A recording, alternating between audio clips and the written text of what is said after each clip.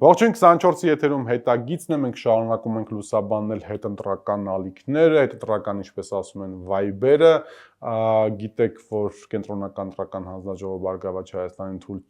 հայտարարեց, որ չի մտնում խորհրդարան, իշխանությունները դրանի հակառակ հայտարարում են, որ ընդդիմությունը, որը որ մտել է խորհրդարան, մտել է բացառապես ընտրական շարքի շնորհիվ եւ ոչ լեգիտիմ, այսինքն այդպես զուգահեռ մեղադրանքների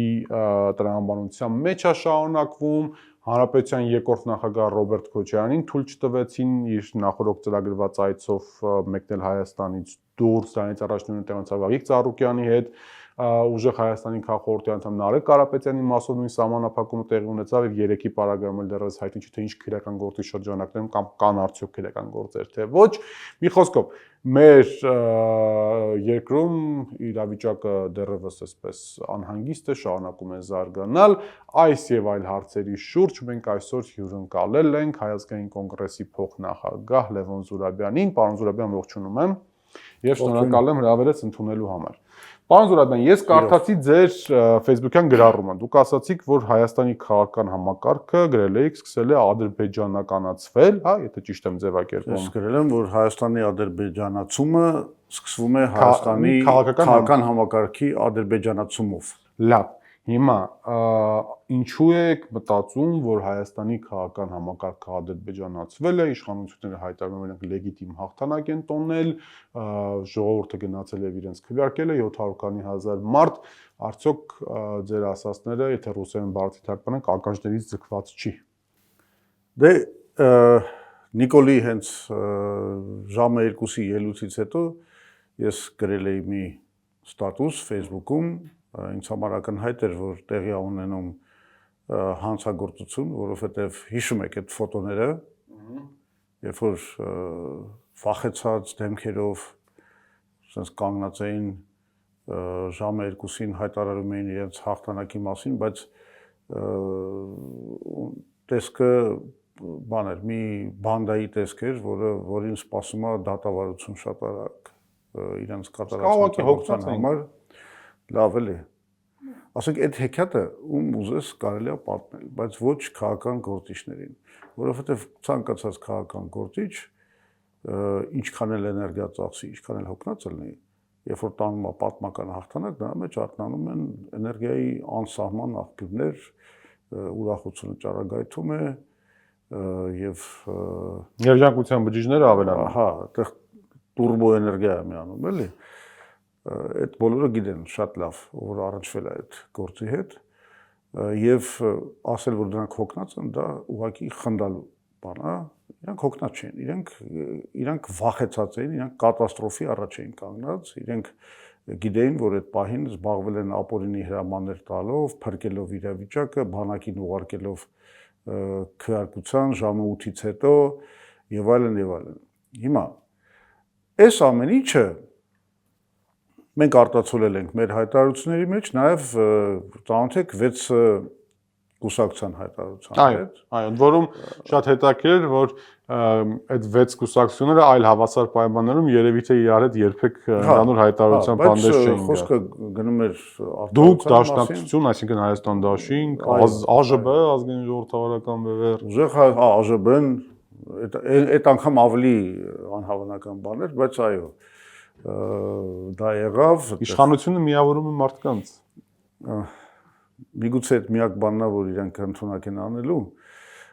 բայց հարցը դա չի։ Հիմա կարևորը հետևյալն է, որ այդքան համակարգային, կրկնվող, չգիտեմ, մասշտաբային կընտրակեղծարարությունից հետո ադմինիստրատիվ ռեսուրսի, ասենք,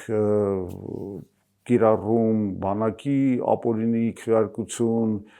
հիմա 1000 մի բան է բացվելու, որի վրա նորից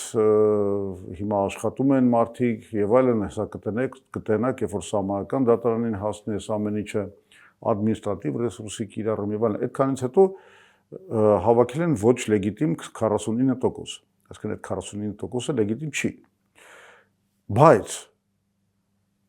երեկվա, թե 3 առաջորվա կենտրոնական ընտրական հանձնաժողովի որոշումով մենք մտանք Օուռելյան Հայաստան, բացատրեմ դա ինչ է։ Այսինքն մենք մտանք մի հատ սուրռեալիստական Հայաստան, որտեղ ես ուզում եմ բացատրեմ, թե ինչ որոշում է ընդունել կենտրոնական որ ասացիք, ես մտածի հայկական քաղաքական համակարգը պատկերացի Դալիի վրցինի տեսքով, էլի մոտավորապես։ Հա։ Սյուրռեալիզմի Բայց հիմնականում խոզեր պետք է նկարվեն, որտեղ անասնաֆերմայի մասին է խոսքը գնում,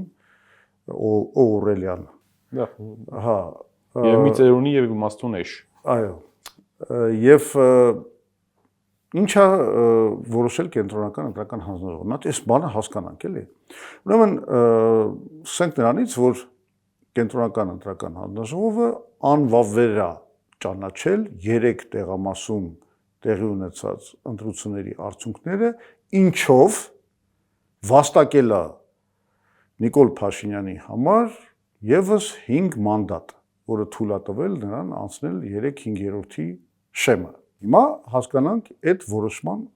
օրինականությունը։ Ուրեմն շատ հստակ կենտրոնական ընտրական օրենսգրքում գրված է, որ անվավեր ճանաչելու մասին որոշում կարող է ընդունել միայն ընտրատարածքային հանձնաժողովը։ Ընդ որում այն հոդվածում, որը կարգավորում է կենտրոնական ընտրական հանձնաժողովի լիազորության բնագավառը, հստակ ասված է, որ կենտրոնական ընտրական հանձնաժողովը կարող է վերանայել ընտրատարածքային հանձնաժողովի որոշումը բացառությամբ արդյունքներով կատարված որոշումների, ընտրության արդյունքներով կատարված որոշումների։ Հիմա, այսինքն անվավեր ճանաչելու մասին կենտրոնական ընտրական հանձնաժողովը որոշում չի կարող ընդունել։ Սա այն որոշումն է, որով ԲՀԿ-ն դուրս շպրտվեց պարլամենտից եւ Նիկոլ Փաշինյանը հետեւաբար ստացավ 5 լրացուցիչ մանդատ։ Այնտեղ կարծեմ նաեւ գրված է, որ եթե այդ բանը ազդում է ընտրությունների արդյունքների վրա, այդ հիմա կհասնենք դրան։ Չէ, այդ հələ շուտ է։ Չէ, այդ դրա մասին հələ հեսա հիմա ասում եմ։ Ուրեմն ինչ են արել իշխանությունները։ Ընդ որում դատական որոշում էլ կա, որտեղ ԲՀԿ-ն դիմել է դատարան ասել է հետեւյալը։ Իհարկե կենտրոնական ընտրական հանձնաժողովը չունի լիազորություն անվավեր ճանաչելու այդ որոշում, ավելի ճիշտ ունի այդ լիազորությունը մենակ մի կոնտեքստում, վերաքվեարկություն նշանակելու կոնտեքստում։ Այսինքն անվավեր ճանաչելու լիազորությունը դատարանը բխեցրել է վերաքվեարկություն նշանակելու լիազորությունից։ Ու գրել է, հետևաբար պարտավոր են անցկացնել վերաքվեարկություն։ Այսինքն օրենքը աներկբա է։ Դու իսկապես չունես կենտրոնական ընտրական հանձնաժողով, դու չունես անվավեր ճանաչելու լիազորություն, բայց դու ունես վերաքվեարկություն նշանակելու լիազորություն։ 101 հոդվածը։ Եվ այնտեղ գրած է, որ երկու հնարավորություն է տրված։ Դու վերաքվեարկություն ես նշանակում, եթե այդ խախտումները, որոնք տեղի են ունեցել այդ տեղամասում, հաղթահարելու համար հնարավոր է շտկել իրավիճակը վերաքվեարկությամբ։ Հնարավոր է շտկել այդ խախտումները վերաքվեարկությամբ։ Եթե հնարավոր չի շտկել, ասված է 101-րդ հոդվածում, ուրեմն կենտրոնական ընտրական հանձնաժողովը նշանակում է ամբողջական վերաքվեարկություն ամբողջ ընտրությունների։ Հասկացաք ինչա տեղի ունենում։ Այսինքն կենտրոնական ընտրական հանձնաժողովը ուներ երկու տարբերակ, կամ ինքը պետք է նշանակեր վերաքվեարկություն, կամ ընդհանրապես չեղարկեր ընտրական կամ անվավեր ճանաչեր եւ նշանակեր վերաքվեարկություն։ Նոր ընտրություններ այսինքն։ Հա, չէ, նոր ընտրություն չէ, վերաքվեարկություն։ Այսինքն այս նույն 19 կուսակցությունով, այսինքն չպետք է անցներ նոր այդ գրանցման, չգիտեմ, քարոզչության ժամանակաշրջանը։ Ոչ, ընդհանրապես պետք է նշանակվեր վերաքվեարկություն, այսինքն նորից պետք է մեր ժողովուրդը գնան ընտրատեղամասներ եւ քվեարկեր։ Ուրեմն ինչ է անում կենտրոնական ընտրական հանձնաժողովը։ Կենտրոնական ընտրական հանձնաժողովը գրում է մի որոշում, որտեղ ասում է, որ քանի որ արդեն ինչի վերաքվեարկություն չենք նշանակում, որովհետև արդեն բնակչությունը ու կոնկրետ այդ տեղամասում քվեարկող ժողովուրդը ինքը արդեն գիտի բանի այդ առաջի քվեարկության արդյունքները։ Հետևաբար կարող է դիմի այսպես կոչված տակտիկական քվեարկության։ Որը նշանակում է, որ ընդդիմության, այսինքն օրինակ ուժեղ Հայաստանի ձայն տալու փոխարեն կամ պայմանական հակին գնա Բարգավաճին ձայն գտնա, որ հաստատ 100% գիտի, որ ոչ միայն ԲՀԿ-ն այնտեղ կհաղթի, այլ կարող է ստանա բացարձակ մեծամասնություն, որովհետև ժողովուրդը արդեն գնալու էր ձեռը տար ԲՀԿ-ին, ինչի համար, ոչ թե ԲՀԿ-ի սիրուց, այլ որովհետև ինքը այդ մի քվեարկությամբ զրկելու էր Նիկոլ Փաշինյանին 5 մանդատից։ Սա շատ լավ իշխանությունը հասկացել է ու գրել է, որ քանի որ իրանք գիտեն այդ բանը, տակտիկական քվեարկություն կգնա եւ բանա, իսկ այն ժամանակ իրանք չգիտեին ով է լիդերները, ով է հաղթում եւ այլն, մենք հիմա վերաքվեարկություն չենք անցկացնում։ Դուք հասկանում եք ինչ աբսուրդ սյուրռեալիստական որոշում է։ Այսինքն դու օրենքը խախտում ես շատ լավ իմանալով, որ արդյունքը ինչ է լինելու ու իրականում տեղի է ունենալու հենց բանի կամքի շտկում, բանի այդ ներողություն, օրինակ խախտումների շտկում։ Սա է տեղի ունենալու։ Այս իմանալով իրենք որոշել են, որ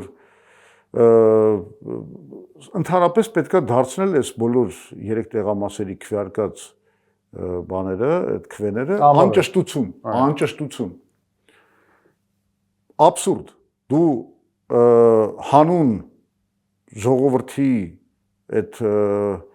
ընտրական իրավունքի պաշտպանության դու ոչ թե վերաքվեարկություն ես նշանակում, այլ դու ոչնչացնում ես այդ քվեն։ Սա մի հատ աբսուրդ է, սա ուրեմն այնքան ակնհայտ օրենքի խախտում է, որ անգամ իշխանության անխոնջ պաշտպան Դանիել Հովհաննիսյանը սա հայտարարել է որպես ապօրինություն, որը չի կարող տեղի ունենալ, պետք է լինի անպայման վերաքվեարկություն, այսինքն արդեն իրանց սատարող մարդիկ անգամ սա բան են անում, արդեն կասկածի տակ են դնում։ Հիմա եթե անգամ մի րոպե համարենք, որ ինչ որ մարդիկ այնուամենայնիվ վստահ չեն, որ այն մասշտաբը ընտրակեղծիքների աղավաղել է ժողովրդի կամքը, այստեղ արդեն կասկած չկա։ Այստեղ որևէ կասկած չկա, որ կոնկրետ ընդունվել է օրենքը խախտող որոշում, որով Նիկոլ Փաշինյանը ստացել է 5 մանդատ։ Այսինքն մենք ունենք մանդատագող կենտրոնական ընտրական հանձնաժողով։ Եվ եթե փորձեն ասել, որ գիտեք, ինչ դե մենք ինչ գործ ունենք, դա անկախ մարմին է, այս կողմ են կողմ, սահմանադրական, բոլորն էլ հասկանում են, որ այսպեսի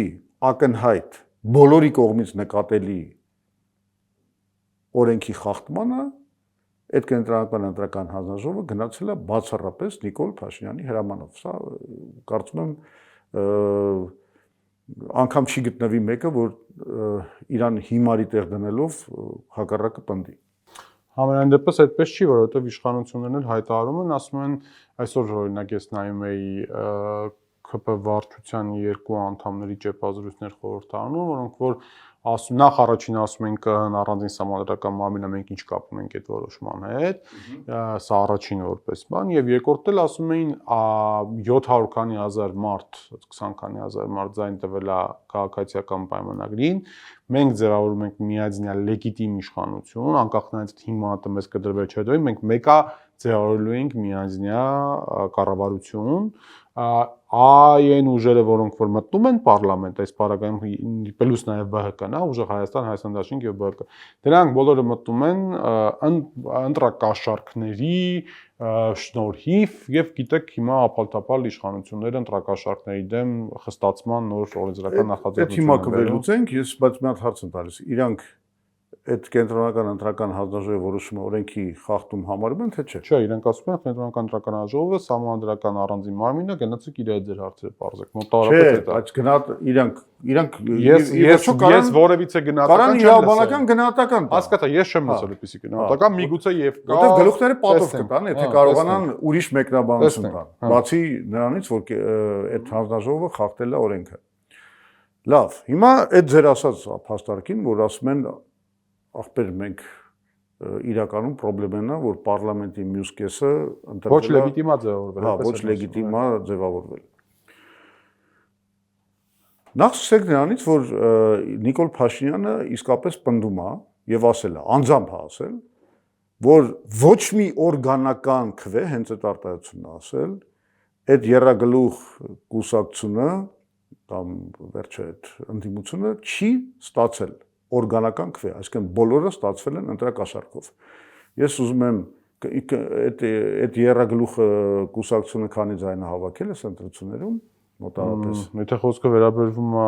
ես գնահատական չտամ Հայաստան Դաշինք ուժեղ Հայաստան եւ Բարգավաճ Հայաստան, մենք խոսում ենք 500 քանի հազար ձայնի մասին։ Այսինքն կես միլիոն մեր կես միլիոնի ավել է միանշանակ։ Ուրեմն մեր կես միլիոն բնակիչներին Նիկոլ Փաշինյանը անձամբ մեղադրել է հանցագործություն կատարելու մեջ, որտեղ ընտրակաշառքի ընդունումը եւ ընտրակաշառքով քվեարկելը դա ոչ այլ ինչ է, քան ընտրական հանցագործություն։ Հիմա Փաշինյանը ներկայացրել է մեղադրանք, ինքը ասել է ոչ մի օրգանական ձայն նրանք չեն ստացել։ Ինքը ներկայացրել է մեղադրանք, որ բոլոր այդ մարդիկը մեծ հաշվով կես միլիոն քաղաքացուն ներկայացրել է մեղադրանք։ Սրա պատասխանը տալու է։ Ինչով պետք է տա պարոն Զուրաբյան։ Չէ, ոնց։ Այսինքն մենք իսկապես հավատում ենք, որ ոչ մեկ ձայն չի գնացել ուղակի, որովհետև մարդիկ։ Ես դրան չեմ հավատում, ասած դա չի ուղակի այս ընթացքում այնպեսի հայտարարություն են եղել, որոնց պատասխանները այդպես էլ չեն ընջել։ Հա։ Ինչի մասին է խոսքը։ Ուրեմն մենք տեսնում ենք, որ գոյություն ունի, այսինքն երկրի վարչապետը, որը այլևս լեգիտիմ չի, բայց հələ որ լեգիտիմ էր, հա, միջև բանի այդ նոր ժամկետի սկիզբը, սեփական ժողովրդին զրպարտեց, սեփական ժողովրդին կես միլիոն մարդու զրպարտել է։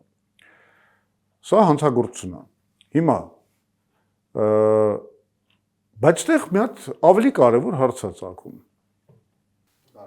Մինչ մենք խոսում էինք, ինձ գործընկերները ուղարկեցին Նիկոլ Փաշինյանի հայտարարությունը պարլամենտում ասած հետեւյալը. ըստ էության խորհրդարանական այն ընդդիմությունը, որ ձևավորվելու է 9-րդ Գումարման ազգային ժողովում, կատարելապես ապօրինի գործունեության արդյունքում ձևավորված քաղաքական միավոր է։ Okay։ Հիմա դրան վերաբերվենք, այսինքն մի րոպե ընդունենք, որ ճշմարիտ բան է ասվում։ Այսինքն իսկապես ընտրակաշառքով ընտրվել է, չգիտեմ, այն մնացած ինչքան քանի բան է մանդատ ալում 105-ից հանած 65 40 ապօրինի մանդատ։ Ով է պատասխանատու եղել օրինականության վերահսկողության համար այս ամբողջ նախընտրական ընտրություններից առաջ իշխանությունը, բայց այդքան ձայնագրություններ, կալանավորումներ, իրենք է կպատասխանեն։ Այսինքն գոյություն ունի դատախազ, իրապահ մարմիններ, իշխանությունը ամբողջությամբ պատասխանատու է։ Ուրեմն իշխանությունը թույլ է տվել, ոչ միայն թույլ է տվել, ես արդեն կարող եմ իրանց հանցակից էլ համարեմ։ Թույլ է տվել կամ հանցակից է նրան, որ 40 մանդատ, այդ իրանց պնդումների վրա է մեր հենում ես իմ ասածը։ 40 մանդատ ուղղակի կեղծվի 40 մանդատ հասել է հիմա հարց է ծագում, հա, օրինակի համար, եթե իրանք լիներ էֆեկտիվ իշխանություն, թույլ չտար ընտրակաշառքի բաժանում, մենք հասկանում ենք, որ ոչ թե այդ ուժերը կմտնեին, այլ Նիկոլի Փաշինյանի վրա եմ էլի հենվում, կմտնեին ուրիշ ուժեր, որոնք ընտրակաշառք չեն բաժանել, օրինակ մենք։ Պարոն Զուրաբյան, չէ, խոսում ենք, մենք հենվում ենք Նիկոլ Փաշինյանի ասածների վրա։ Ասացի, չէ, մի բան ընդունենք, որ դա ճշմարտություն է, որ տեղի է ունեցել ընտրակաշառքով այդ մանդատների զավթում։ Ուրեմն այստեղ երկու բան ունենք։ Առաջինը, որ իշխանությունը չի թողել այդ բանը, այսինքն իշխանությունը իր գործունեությամբ չի կատարել իր սահմանադրական ֆունկցիաները եւ թույլ է տվել, որ 40 մանդատ բանանի, կեղծվի։ Եվ երկրորդը, եթե այդպես է, իշխանությունը ինչի չի դիմում նույն կենտրոնական ընտրական հանձնաժողովին կամ սահմանադրական դատարան, որպեսզի այդ ամեն ինչը, որ տեղի ունի անվավեր ճանաչվի այս ընտրությունը, 40 կեղծված մանդատ ունենք ըստ իշխանությունների։ Բա անվավեր ճանաչեք այս ընտրությունը։ Նշանակեք նոր ընտրություն։ Դե իրենք այլ այդ համայնությունում ցենց են մտնում, ասում են մեր ձայները Ուրիշները հարամ է, մերը հալալ է, մեր ձայները հալալ եկել է, մենք մեկա ձևավորում ենք։ Այ հիմա կտեսնեք, այ հիմա սկսում է երրագլուխը նստելու է ընտրակեղծարարության շտկման։ Դա ընտրությունների արդյունքները անվավեր ճանաչելը, նոր ընտրություններ անցկացնելն է։ Այսինքն ձեր հալալ 60 քանի մանդատը դուք կներեք, քանի որ դուք չեք կարողացել ընտրակեղծարարության դեմն առնել, դուք պետք է նորից փորձեք վաստակել։ Այսինքն որ կողմից նայես, անդիմության տեսակետը ընդունես ճշմարտություն, թե իշխանության տեսակետը ընդունես ճշմարտություն, միևնույնն է, նշանակում է, որ ես տեղի ունեցել մեծ ընտրակեղծարարություն, որի պատճառով այս ընտրությունները չեն կարող վավեր համարվել եւ պետք է նշանակվեն նոր ընտրություններ։ Դե իշխանությունը արդեն հայտարարել է, որ ընտրություններ չի պատրաստվում նշանակվի ընդդիմությունները հանցագործությունը։ Հիմա այդ իրենք թող մեկ չանեն, բայց ասում են համանրական դատան են ընդդիմությունը դիմելու։ Շատ լավ, ես ասում եմ, որ իշխանությունը հանցագործություն է կատարել, թույլ տալով լայնածավալ ընտրակաշառքով պարլամենտի ձևավորում, նորից եմ կրկնում, հենում եմ իմ բոլոր այս պնդումները իրենց արած հայտարարությունների վրա, եւ հիմա երկրորդ հայտարարությունն է, երկրորդ հանցագործությունն է կատարում, որ իրենց մոտ ունեցած փաստերի հիման վրա չի հայտարարում չի դիմում Սահմանադրական դատարան անվավեր ճանաչելու եւ նոր ընտրություններ անցկացնելու համար։ Սա բան է։ Անխուսափելի բան է, եզրակացություն է։ Ինչ է դրան հաջորդում, այսինքն, պարոն Զուրաբյան, ինչ այն որ մենք ունենք, չգիտեմ, ընդունենք ընդդիմության փաստարկները, թե իշխանության փաստարկները, մենք ունենք ոչ լեգիտիմ պարլամենտ։ Այս պարլամենտը ոչ իշխանությունը իրենց պնդումներով ապացուցում են, որ այս պարլամենտը ոչ լեգիտիմ է։ Հետևաբար հանցագործություն է չդիմել Սահմանադրական դատարան եւ չունենալ ընդդիմությունը դիմում է։ Ընդդիմությունը դիմում է։ Հասկացանք, բայց իշխանությունը։ Հիմա մի քիչ հարցը մի քիչ ուրիշ կողմից նայենք, հա, որպես կանոն հետընտրական զարգացում։ Դուք հասկանում եք, որ իրաք ծիծաղելի վիճակում են։ Այսինքն դուք պիտի հասկանաս քո հայտարարությունների բաները, հետևանքները։ Ես ուրիշ բան եմ հասկանում։ Ես հասկանում եմ, որ իշխանությունները նմանատիպ հայտարարություններ անելով նաև հող են նախապատրաստում այն իրավական գործողություններին, որոնք հաջորդելու են իրենց քաղաքական հայտարարություններին եւ իրենք չեն խորշում դրա մասին, այսպես բաց ասում են, որ 3 ընդդիմադիր ուժերի ղեկավարները հայտնվելու են բանտում, ու մեկը տնային կալանքի տակ է, բանտում պետք է հայտնվեն նույն իշխանությունները, նրանց բաները, գլխավոր դատախազը, իրավական մարմինները, այդ իրավապահ մարմինները, որոնց թողտվությամբ տեղի է ունեցել մասշտաբային ընտրակեղծարարություն։ Բա ինչի մենակ պետք է բանը այդ ընդդիմությունը հայտնվի բանտում, բա իրանք խոսքը հենց դրա մասին է, որ իրենք էլ չեն հասկանում ինչ են ասում։ Բայց փաստը մնում է փաստ, անգամ իրենց պնդումներով մենք չունենք լեգիտիմ իշխանություն Հայաստանում։ Լավ, լեգիտիմ պարլամենտ չունենք։ Պարոն Զուրաբյան, հիմա այսպես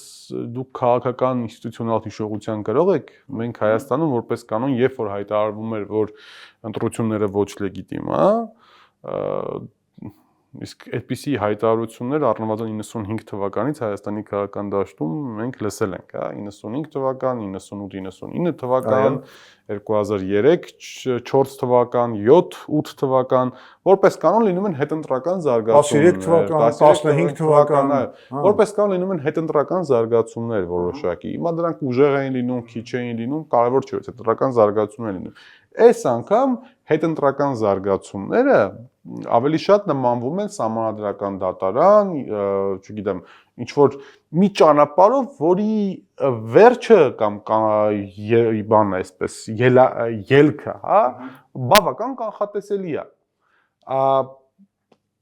Ինչու ընդդիմությունը չգնաց հետընտրական ճանապարհով, եթե դուք եք ՀԱԿ-ը առաջիններից եղել, որ հայտարարել է, որ չի ընդունում այս ընտրությունների արդյունքները, այդ 6 ուժերի մեջ դուք եք ստորագրել։ Դրա համար եմ ես հարցը նաև ձեզ տալիս։ Ինչու մենք չենք տեսնում մարդկանց փողոցում, որոնք որ ասում են, դուք գողացել եք մեր ձայնը։ Այստեղից ներողություն, երկու տրամաբանություն կա։ Հասարակության մեջ չկա անարդարության զգացողություն, ինչը կար ժամանակին եւ դրա համար մարդիկ դուրս էին գալիս։ Մեկ եւ երկրորդ տարբերակը բոլորը բավարարված են տեղ ունեցած արդյունքներից։ Չէ, շատ երրորդ տարբերակը։ Երրորդ տարբերակը դες եմ թողնում։ Երրորդ տարբերակը միակ ճիշտ տարբերակն է։ Ուրեմն խոշորածավալ ընտրակեղծարարության դեպքում պատասխանատվությունը ժողովրդին փողոց հանելու պատկանում է առավել շատ ձայն հավաքած ընդդիմությանը։ Ասենք 2008 թիվը վերցրենք։ Լևոն Տեր-Պետրոսյան Հայ ազգային կոնգրես, այսինքն ժողովրդական շարժում էր կոչվում։ Ասենք Տեր-Պետրոսյանը հավաքել էր 21.5% համաձայն պաշտոնական տվյալների։ Չնայած մենք գիտենք, որ այն բաներում, որտեղ վերահսկողություն ա եղել եւ ընդհանրապես տարբեր գնահատականներ ցույց են տալիս, որ մոտապես 60% էր վերցել Տեր-Պետրոսյանը, բայց պաշտոնական տվյալներով եղել է 21.5%։ Արթուր Բաղդասարյանը, եթե հիշում եք, 15% էր հավաքել։ Եվ ինքը գնաց գործարքի Սերժ Սարգսյանի հետ։ Շնորհավորեց Սերժ Սարգսյանին նախագահ ընտրվելու։ Բայց ինչի տեղի ունեցավ ժողովրդի դուրս գալը, որովհետև Տեր-Պետրոսյանը առաջին հենց պահից ժողովրդին հրավիրեց հրապարակի, հա, ես հիշում եմ Մատյանադարանն էր։ Անմիջապես առանց վարանելու։ Եվ միշտ այդ պատասխանատվությունը ժողովրդին, ասենք մենք մեր հավաքած, ասենք, ձայներով ուր հրավիրենք։ Չէ, լավ, ես ընդհանուր ընդդիմության եմ ասում։ Չէ, ընդհանուր ընդդիմություն չկա։ Կա առաջին ուժ, որոնք որ հայտարարել են։ Կա առաջին համար։ Ասենք գնդակ ուժը Հայաստանի դաշտում։ Միայն։ Ու դա պետք է աներ հենց ուժեղ Հայաստանը, ինքը պահը բաց է թողել։ Ես չգիտեմ, դա միգուցե կապված է նրա հետ, որ ինչ որ քաղաքական փորձ չունեն, դրա հետ է կարող է կապված, բայց հիմա իրանք վերցրել են պատասխանատվությունը ու գլխավոր պատասխանատվությունը այս երկընտրական process-երի համար իրաց վրա։ Մենք պատրաստ ենք սատարել, եթե իրանք գնում են փողոց, մենք գալիս ենք փողոց, եթե իրանք գնում են առաջարկում են Սահմանադրական դատարան գնալ, մենք անգամ պատրաստ ենք ստորագրել իրենց հայտը։ Այսինքն այստեղ մենք ընդամենը կարող ենք խաղալ օժանդակող քաղաքական ուժի դեր եւ բոլոր մնացած ընդդիմադիր ուժերը կարող են մենակ օժանդակողի դեր խաղալ։ Սա բան է, ինչ ասեմ, այբուբեն է քաղաքական։ Հիմա ես չեմ ասում, որ այս սխալների հետևանքով ամեն ինչ կորսված է։ Այնուամենայնիվ գործելու դաշտ դեռ կա։ Լավ։ Բայց ես վստահ եմ, որ ճիշտ կլինի, որ իրենք օրինակի համար մտածեն ինչ որ քաղաքական խորհրդի ստեղծման մասին, որում հավաքական նկատի ունեք, բա ոնց։ Այսինքն մի հատ խորհուրդ ստեղծեն, որտեղ ասենք ընդդիմադիր այլ ուժերի հետ քննարկեն ամենակարևոր հարցը այսօրվա ներքաղաքական Հայաստանի, դա պետական իշխանության լեգիտիմության ճգնաժամի հաղթահարման հարցն է։ Դենց հարց է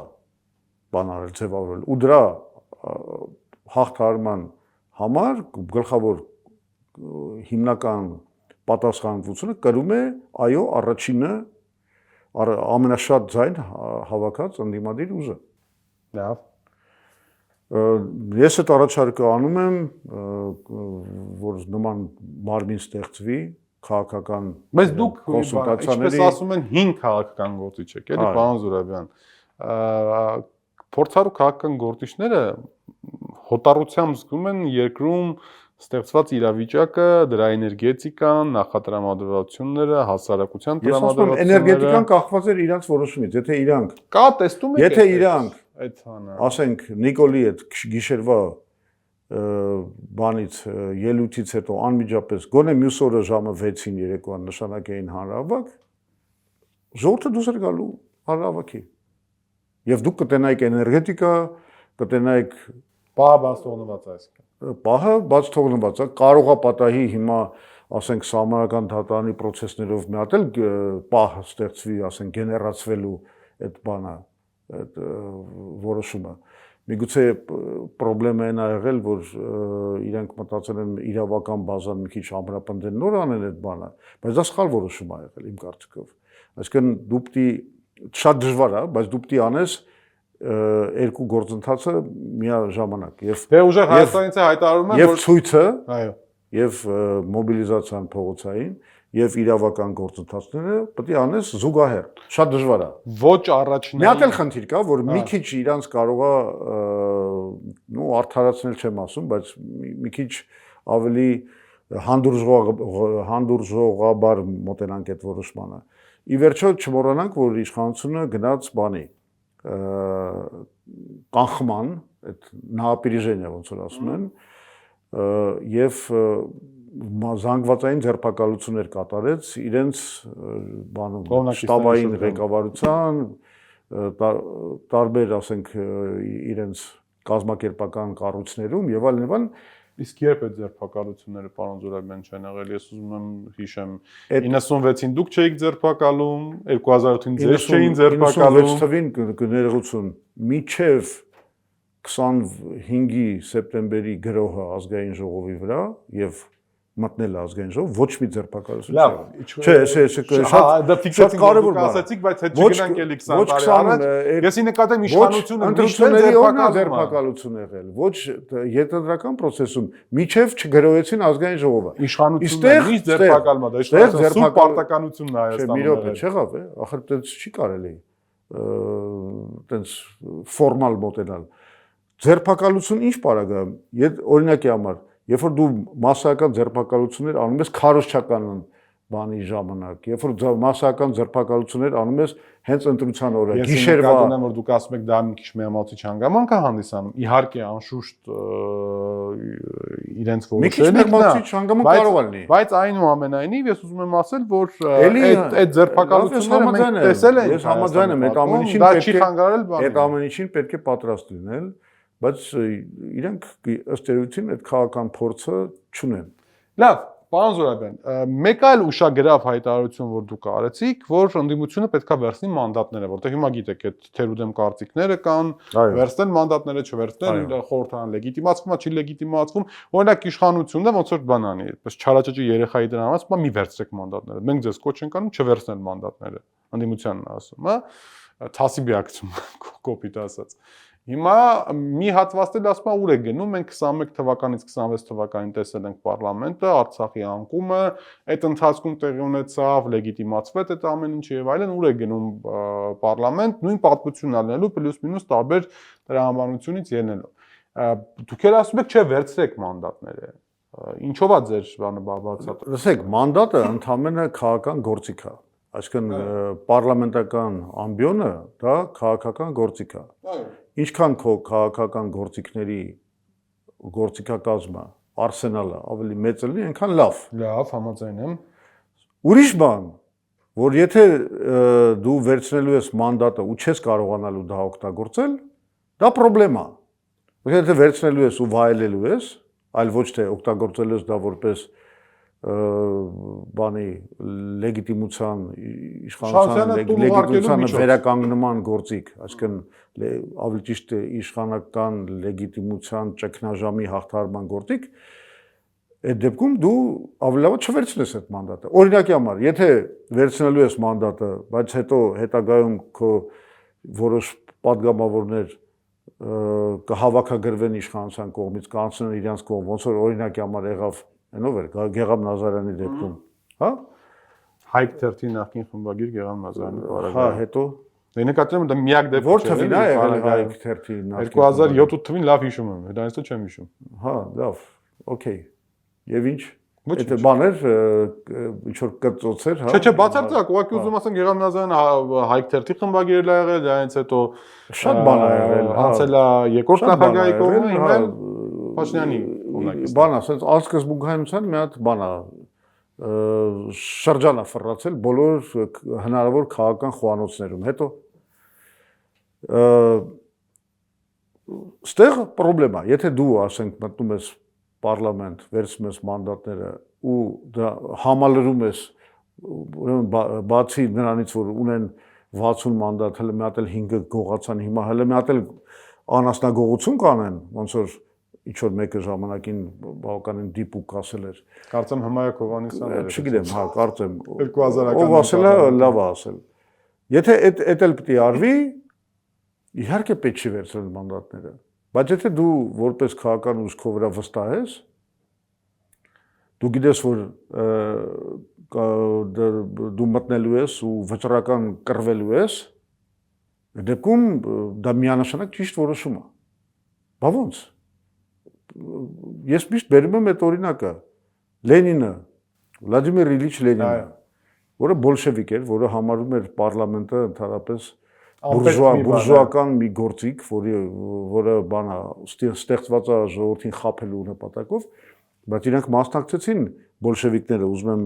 հիշեցնեմ, մասնակցեցին պետական դումայի, Գոսդումայի ընտրություններին, երբ որ ցարը ստեղծեց Գոսդուման, ես ստացավ խմբակցություն եւ այդ ժամանակ նույն խոսակցությունն ա եղել։ Իրան ասում էին, բա ախպեր, եթե սա ոչ լեգիտիմ մարմին է, եթե սա բանա խաբեության համար մարմին է, դու ո՞նց ես ընդունում դա ու գնում այնտեղ կռվի։ Ինքը մի ամբողջ գրքեր, հոդվածներ էր գրել, որտեղ ասում էր, որ այդ ամբիոնը, թեկուզ այդ բուրժուական պարլամենտի ամբիոնը դա պետք է օգտագործել հեղափոխական պայքարի համար։ Եթե դու կարողանում ես քո հեղափոխական քարոզչությունը տասնապատկել շնորհիվ այդ ամբիոնի, ուրեմն դա պետք է անես։ Այսինքն այդ ոնց է ինքը հասկանում էր դա ու խնդրեմ չուներ դրա հետ։ Իսկ այստեղ պետք է ինչ որ նստենք, մտածենք, որ վայ, ոնց կարելի է վերցնել մանդատ։ Մի հատ ինձ համար աբսուրդագույն թեզ է, որ ասում են, եթե դու մանդատը վերցրեցիր, ուրեմն դու ճանաչեցիր լեգիտիմությունը։ Վայ։ Այդ ոնց։ Այդ ոնց։ Ինչի։ Զուտ մենակ այդ մանդատը վերցնելու, հա, բանով։ Դե Հայաստանում մանդատ վերցնեն ընկալվում է կոմֆորտ միջավայրում, քաղաքական, այսպես պատգամավոր գործուղում, իշխանությունների հետ շփումներ, պարգևավճար, այդ ամեն ինչը 2012 թվին նույն խոսակցությունները մեր վրա էին գալիս, ասեցին, բանա, բա եթե կեղծված են ընտրությունները, ինչ եք մանդատները վերցնում։ Այն ժամանակ ես շատ պարզ բացատրեցի։ Եվ մենք բոլորս բացատրեցինք, որ կներեք, այո, մենք պետք է ունենանք մի 20-25 մանդատ, եթե ընտրությունները չկեղծվեին, բայց մեզ տվել են ընդամենը 7 մանդատ։ Հիմա մեր հալալ մանդատներից, 25 մանդատներից, ասենք, այսքանը տարել են, բայց այն 7-ը մեր հալալն են, մենք ինչ չպետք է վերցնենք։ Այդ իրանց մոտ է հարամ մանդատներ, կեղտոտ մանդատներ, այդ իրանց մանդատները խնդրեմ ունեն, ոչ թե մերը։ Եվ մենք մտանք պարլամենտ եւ լավ էլ ջարդը տալիս էինք իշխանության, ամեն հարցում քննադատում էինք, իրանց ոչ լեգիտիմության մասին էինք խոսում, արտահերտ ընտրությունների անհրաժեշտության մասին էինք խոսում, մշտապես օգտագործել ենք այդ ամբիոնը ամենակոշտ քննադատության համար։ Հա, բայց այնպես չի, ավելի լավ կներ չանենք դա։ Միակ եմ, բայց մի քիչ այլ իրականությունների մասին ենք խոսում, տարբեր իրականությունների, որովհետեւ 12 թվականին Արցախ կար, 12 թվականին այս ողբերգական իրավիճակները ինչ որ ստեղծված էին մեր շուրջ, բան փոխում էին դրա համանության մեջ, որ իշխանության եւ ընդդիմության միջև եւ ընդհանրապես ոչ միայն իշխանություն եւ ընդդիմություն, հա, իշխանական հասարակության կամ իշխանասեր հասարակության եւ ընդդիմադիր հասարակության միջև վիհը այդ աստիճան ակնհայտ ու այդ աստիճան ատելությամբ լի չէր, ինչքան 2012-ին ինչքան չէր, ինչքան հիմա։ Հիմա լրիվ այլ իրականություն է, պարոն Զուրաբյան։ Ես նման բան չի ասի, կար այդ վիհը 12 թվին էլ կար, մենք լեգիտիմությունը չէինք ընդունում եւ նախագահի Սերժ Սարգսյանի լեգիտիմությունը չէինք ընդունում։ Հա, բայց մեկը մյուսին դավաճան չէր ասում, չէ՞, պետական դավաճան չէր ասում, մեկը մյուսին, չգիտեմ, մարդկանց զոհվելու շատ փորձեր եմ ավելի վատ բաներ կարող ասացել ենք։ Դա ինչ կապ ունի։ Այն կապ ունի, ասեմ նորից ինչ կապ ունի, որ այն ժամանակ եւ հիմա մի քիչ տարբեր իրավիճակներ է։ Հիմա հասարակությունը կամ այն մարդիկ, որոնք մանդատ չվերցնելու կողմնակից են, ասում են մենք ձեզ գործուղել ենք կամ ձայն ենք տվել ոչ թե նրա համար, որ դուք ուժեղ Հայաստան եք եւ Հայաստան դաշինք եք կամ Բարգավաճ Հայաստան եք, եթե մտնեիք, այլ մենք հիմնականում ձեզ ձայն ենք տվել, որ դուք հեռացնեք այս իշխանություններին։ Եթե պիտի գնաք այդ իշխանությունների հետ աշխատեք, այդտեղ մենք խնդրեմ ունենք։ Տրամաբանական բանը զարգացում է սա, եթե դու մտնում ես, վերցնում ես այդ մանդատները ու շարունակում ես զբաղվել իշխանության հեռացմամբ, ուրեմն արդար է քո գործը։ Բայց եթե մտնում ես ու դադարեցնում ես այդ գործը, Դե չեմ կարծում որ դադարեցնեմ, որովհետև կեն արդյոք չեն դադարեցնում։ Բայց եթե զբաղվել ես այդ գործով, այսինքն եթե դու այդ նպատակից չես հրաժարվում, եթե դու չես ընդունում լեգիտիմությունը, այլևս իսկ փաստը հետևյալն է, իրողությունը հետևյալն է։ Տեսեք, մենք որ թվից ենք արդեն շատ կոշտ բանանում քննադատում։ 19-ից քննադատում էինք, բայց 20 թվականից հետո արդեն շատ կոշտ։ Ամեն ինչի համար չենք ընդունում։ Նիկոլ Փաշինյանի իշխանությունը, բայց մենք եւ 18 թվի ընտրությունների լեգիտիմությունը ընդունեցինք եւ 21 թվի ընտրություն վերապահումներով, բայց ընդունեցինք, որովհետեւ այնուամենայնիվ մեզ համար պարզ էր, որ այդտեղ հնարքներ գործածվել են քարոզչական, չեն գործածվել, ադմինիստրատիվ ռեսուրսել է գործածվել, բանի վրա, բայց ի վերջո ժողովուրդը գնացել քվեարկել է։ Այս անգամ նման պատկեր չկա։ Մենք լեգիտիմությունը այլևս չենք ընդունում։ Մենք հայտարարություն արեցինք։ Դա խանգարում է իշխանություններին կառավարել հաշվի ինքը չունի մեծամասնությունը այլևս հայ ժողովրդի։ Պարոն Զորապյան, տեսեք, եթե Նիկոլ Փաշինյանը, դուք ասում եք լեգիտիմ վարչապետ չի լինելու, լեգիտիմ պարլամենտը լեգիտիմ չի, լեգիտիմ կառավարությունը չի լինելու, ուստի, հա։ Չէ, ոչ թե պարլամենտը լեգիտիմ չի։ Մենք ասում ենք լեգիտիմ չի իր մեծամասնությունը։ Ինքը չի հաղթել այս ընտրությունները։ Հա, հասկացա։ Հաղթանակը լեգիտիմ չի։ Չհաղթած ձեր ասած, չհաղթած։ Ինքը չունի մանդատ, sense ասեմ, հայ ժողովրդից լեգիտիմ մանդատ կառավարման չունի։ Ինքը այլևս չի կարող ասի, ես եմ ասում, որովհետև ես ներկայացնում եմ բանը։ Հիմա պարոն ժողովրդի կամքը։ Չի ներկայացնում այլևս։ Ասածս հետեւյալն է։ Ես ուզում եմ մենք մի հատ խոսենք ընդհանրապես, թե եթե իսկապես ոչ լեգիտիմ է, արդյոք ոչ լեգիտիմ լինելը խանգարում է կառավարելուն։ Իհարկե խանգարում է։ Ինչով է խանգարում։ Իրան շնորհավորել են մի քանի տասնյակ երկրներ շատ արագ շնորհավորել են, այդ թվում նաև լեգիտիմության կնիկ դնող, պեչատ դնող կառույցները, արևմտյան կառույցները, այսպես Եվրամիություն եւ այլն։ Դրանով գիտենք ինչի համար են արել։ Այս շատ կոնկրետ պարզաբանել ենք, իրանք կներեք, իրանք այդ լեգիտիմությունը, այսպես կոչված, հաստատել են հենց ընտրություններից առաջ։ Տրամպով, Մակրոնով, բոլորը ասին, պետք է Նիկոլ Փաշինյանը ընտրվի։ Բոլորը ասին, որ մենք իրան ենք աջակցում։ Սենց բան չի եղել։ Լավ։ Ու մենք գիտենք ինչի համար է այս բանը արվել առաջին անգամ, որովհետև շատ հստակ Տրամպը արտահայտվել է, որ անվերապահ աջակցում եմ Նիկոլ Փաշինյանին, որտեղ ինքը թրիպով կառուցելու է մի կամուրջ, որը մեր ամերիկյան նավթային ընկերությունների համար կբացի հասանելիությունը կենտրոնական Ասիայի նավթի համար։ Ասել է մարդը, աշխարհակահական շահեր են։ Իսկ կներեք, մենք չգիտենք, միշտ այդ պատմությունը միշտ ապացուցել է, որ եթե ընտրություն է կատարվում ժողովրդավարության սկզբունքների հարգման եւ աշխարհակահական ազգային անվտանգության շահերի միջև, ընտրվում է ազգային շահը, աշխարհակահական շահերը։ Հիմա շատ կոնկրետ շահ ունեն։ Պարզավոր պետք է ընդունեն այդ լեգիտիմությունը։ Հետո ինչ։ Գիտեք ինչ, ավելի կարևոր է ներքին լեգիտիմությունը։ Այդ ներքին լեգիտիմությունը իր սասանված է։ Հայ ժողովուրդը այլևս չի ունենալու ներքին զգացողություն, որպես ամբողջություն, այդպես ինտեգրալ ներքին զգացողություն, որ ինքը ունի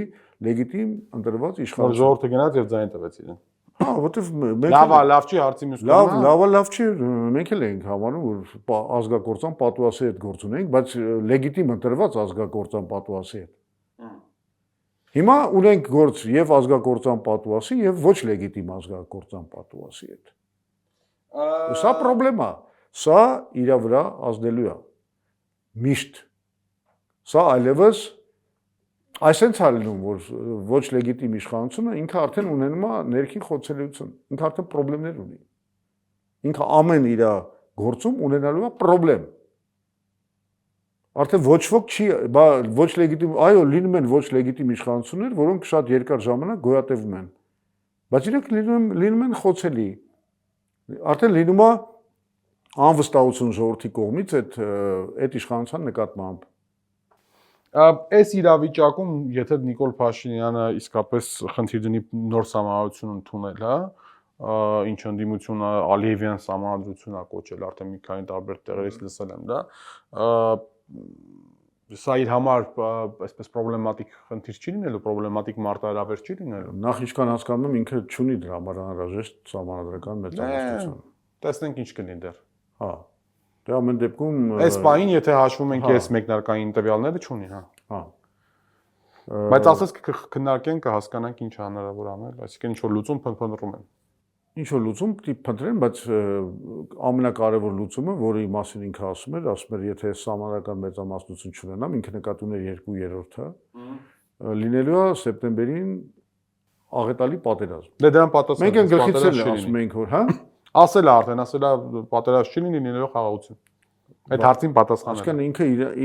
ընդունել է իր ստախոսությունը ընտրություններից առաջ։ Ընդունել է, որ չի լինելու պատերազմ։ Հա, չի, բայց չէ, մի րոպե։ Ինքը ասում էր, եթե չունենամ համանական մեծամասնություն, լինելու է աղետալի պատերազմ։ Հիմա ասում է, աղետալի պատերազմ չի լինելու։ Չնայած ինքը էլի համանական մեծամասնություն չունի։ Այսինքն, եկեք եզրակացնենք, այն ժամանակ սուտ էր ասում, սպառնում էր, շանտաժով էր զբաղված սեփական ազգի նկատմամբ։ Եվս մեկ ապացույց իր ոչ լեգիտիմության, որտեղ երբ որ դու խաբեությամբ ձայներ ես բերում, դա մի հատ էլ փոքր ներդրում է ոչ լեգիտիմության մեջ։ Սուտ ես ասել։ Հիմա պարզվում է, չէ, այդպես խնդրեմ չկար։ Այո, ես էլ եմ համարում, որ պատերազմ չի լինի։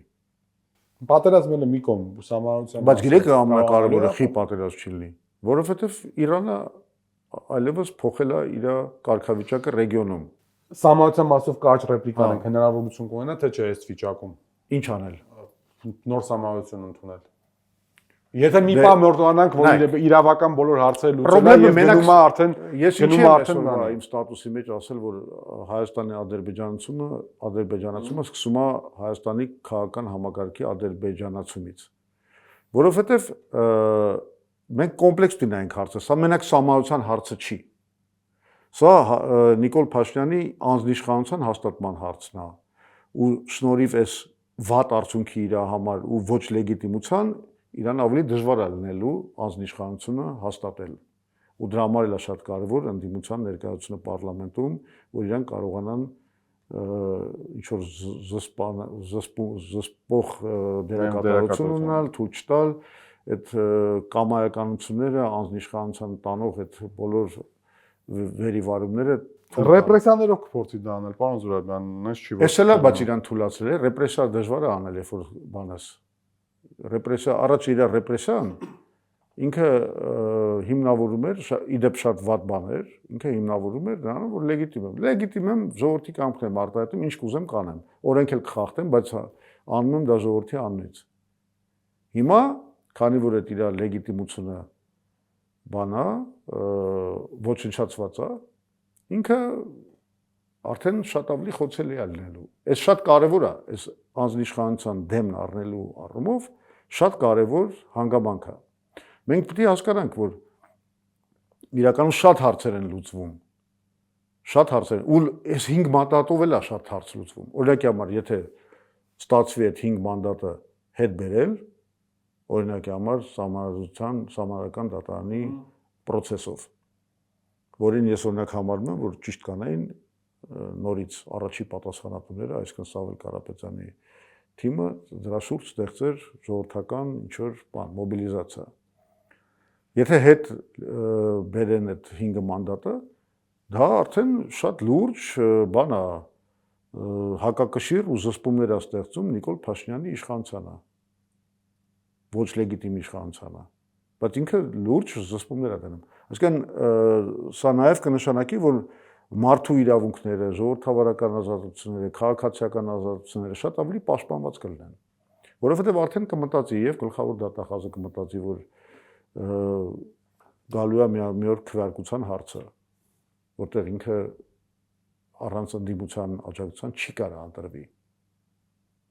Կամ որևէ հնարավոր դե թե 500 մանդատի հարցը լուծեցին, բայց հենց դրա համար են լուծել ու հենց դրա համար, բայց հարցը լուծված չի դեռ։ Ի վերջո այդ հարցը բնականաբար դառնալու է անկյունակար նաև սահմանադրական դատարանի լսումների ժամանակ։ Ու մենք պետք է հասկանանք մի բան, այդ 9 անդամը սահմանադրական դատարանի, ինչքան էլ որ իրանք Նիկոլ Փաշինյանի պրոտեժեներն են, իր կողմից նշանակված, իրան ծառայող մարդիկ են, իրանք հանցագործություն են կատարելու, եթե իրանք բան անեն, այս ակնհայտ անարդար վճիռը կայացնեն։ Իսկն իրանք դառնալու են հանցակից։ Վաղը մյուս օր իրանք կարելի է դատել դրա համար։ Լավ, պարոն Զուրաբյան, մեր ժամանակը ինչպես մեն անվերջ չի, մի հարց տամ, արա, քանի որ գիտենք, որ Իրանի եւ Միացյալ Նահանգների միջև կարծես թե արդեն կանխորոշվել է համաձայնագիրը, երբ կողմերը հաստատում են Հորմուզի նեղուցը արդեն ապա ռազմականացվել է, շրջափակումը վերացել, ընթացքի մեջ է, շրջափակումը արդեն վերանում է, ամերիկյան ասել է ամերիկացիները արդեն սկսել են քաշել, Իրանն էլ դա ֆիքսել է, որ տեսեք գետնի վրա գործողություն կա։ Դուք այն ժամանակ կանխատեսում եք, ասում եք, որ թրիփը տեղի չունենալու չի կայանալու, այն ձևով, որ բանը հայտարարվել է, որտեվ Իրանը ուղղակի տարածաշրջանում հաղթանակ տանելով ինքն է որոշելու թրիփ լինելու է, թե չի լինելու։ Հիմա մի քիչ չափազանցված ասվեց, բայց նախ ես կանխագուշակում էի, որ եթե հիշում եք, որ Իրանը հասել է մի վիճակի, երբ որ Ամերիկան ստիպված ալնելու գնալ ինչ որ մի խաղաղության հաստատմանը։ Ես դա կանխագուշակում էի։ Երբ որ դա ակնհայտ չէր եւ շատերը պնդում էին, որ չէ, սա մեկը Ամերիկան, չգիտեմ, պատերազմ կանի, բայց ես բերում էի կոնկրետ փաստեր, այդ ամիսներ այո, ես հիշում եմ, եկի շատ ես ասում էի, հա, այս թեմայով ես ասում էի, որ քանի որ ամերիկացիք արդեն սպառել են իրանց հրթիռների պաշարը, նկատի ունեմ 50%-ը թադերի, պատրիոտների, թոմահավքների բանն են ահագին սպառել եւ այլն, ընդամենը ստրատեգիական պաշարներ, 2 ամսվա պատերազմի ժամանակ դու քո ստրատեգիական պաշարի կեսը եթե դու սպառում ես, դու պետք է արդեն հասկանաս, որ դու քո նպատակներին չես հասել եւ չես կարող հասնել ռազմական միջոցով։ Իսկ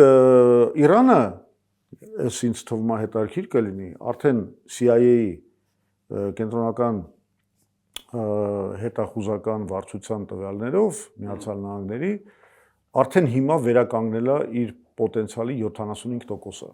Այսինքն մինչև պատերազմ։ Մինչև պատերազմյան բանը հրթիռների եւ այլն դրոնների եւ արտադրությունն է բանարել վերաբացել եւ կարողացել են այդ բաները այդ ստորգետնյա պաշարները, որ ռմբակոծվել են եւ փակվել էր այդ մուտքերը, հիմա կարողացել են նորից փորելով բացել այդ մուտքերը, այսինքն հիմա Իրանը գտնվում է իր նախապատերազմյան ֆորմայի 75%-ի մեջ։ Ինչը բավական մեծ բան է։ Որը բավականին տպավորիչ բան է եւ դա էլ էր փաստարկ, որ ամերիկացիք հասկացան, որ շարունակել պատերազմը անհնար է, իսկ սենց Հորմուզի նեղուցը մնալու է միշտ իրանց վերահսկողության տակ եւ ավելի շատ ամբողջ համաշխարհային տնտեսությունը, այդ թվում Միացյալ Նահանգների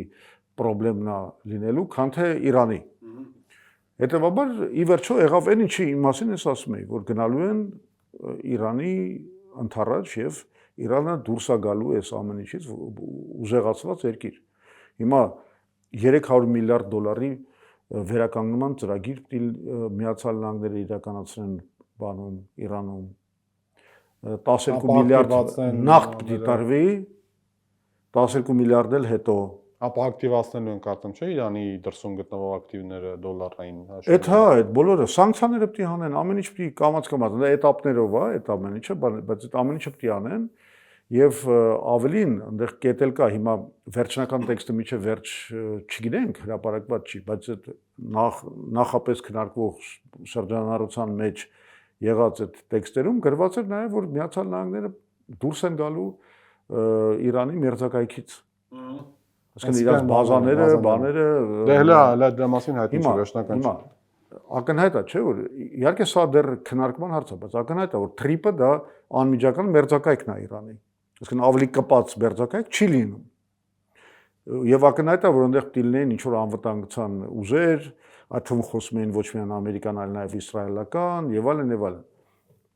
Հիմա այդ ամեն ինչը լինելու է, բանը իսլամական այդ կորպուսի, իսլամական հեղափոխության պահապանների կորպուսը, որը հիմա ոնց որ գլխավոր կրողն է իշխանության, ինքը հայտարարել է, որ թրիպը չի լինի այն տարբերակով, որը հիմա դրված է, դա պիտի լինի Իրանի պայմաններով։ Այսինքն